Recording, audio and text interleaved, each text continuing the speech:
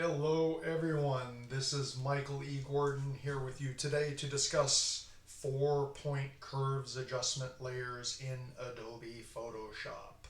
I'm here on a Windows 11 machine looking at Adobe Photoshop 25.6.0, which I do believe is the very latest version. At present we have on screen the same cloud photos side by side, no adjustments currently applied to each other.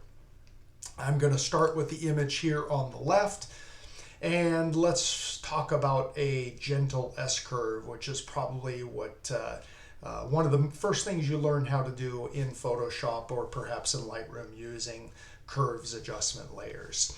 A simple 2-point curve will give you a little darker darks and a little brighter brights. That's contrast defined. The difference between the bright and the dark goes greater. However, when we look across this curve and we see what's happened to this shape relative to the input numbers, what we're actually brightening is everything along the upper spectrum, from around zone 4 in zone system terminology all the way to the brightest of highlights. Let's go ahead and turn on this curve correction and we can see what it did. And that's with those two gentle S points. It looks great. It increased the contrast between bright and dark. It's what we typically want. But what am I here to harp about? What is the point of this video?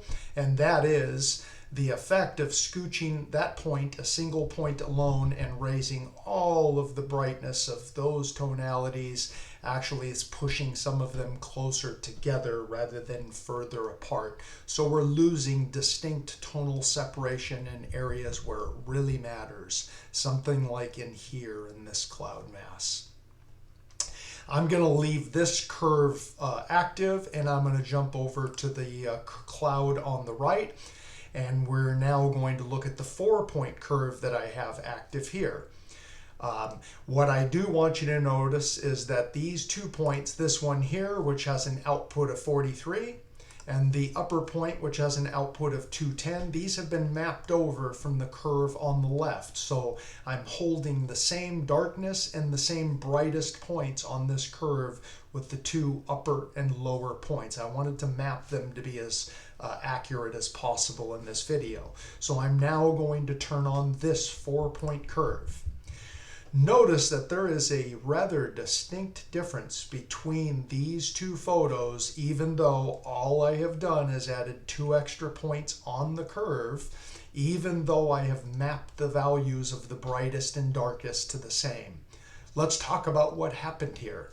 By adding 2 additional points, what I'm doing is actually holding down other tonalities along the curve and distinctly scooching brightness or darkness where I want it to fall using the curve. You will see more distinct separation in tonalities. And again, that's going to be massively evident here in this cloud versus over here in this cloud.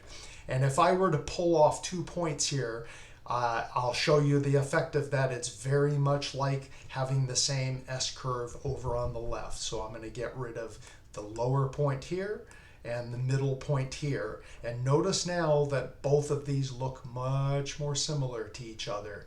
So I've again lost the distinct differences in tonalities adjacent to each other that I gained with having just 2 extra points. If you need some clarification about what I'm discussing here, please feel free to leave me a note in the comments or send me an email. Thanks for watching. I hope you found this helpful in your own output. Have a great day.